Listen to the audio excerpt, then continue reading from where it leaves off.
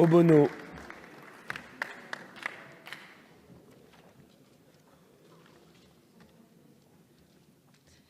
Merci, Monsieur le Président.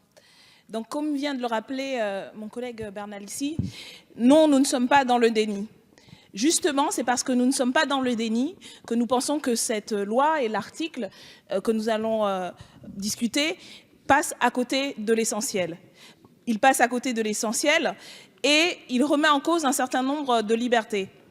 Alors, si vous ne nous croyez pas, nous, chers collègues, écoutez au moins ce qu'en disent le Défenseur des droits, Amnesty International, la LDH, la CNCDH, le syndicat de la magistrature, le syndicat des avocats de France, le syndicat des policiers vigies, et la liste est longue. Ça aussi, c'est la réalité des débats que nous avons aujourd'hui.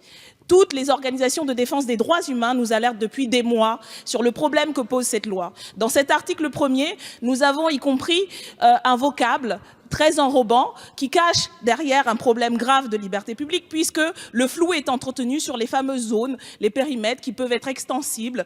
On nous parle des événements sportifs ou culturels, mais ça pourrait très bien être aussi une bibliothèque ou la rue où on se balade. C'est un problème de droit démocratique. C'est aussi un problème de moyens, comme l'a dit notre collègue Bernalicis, puisqu'on nous évoque la possibilité que des agents de sécurité privés pourraient venir suppléer au manque de moyens de la police nationale.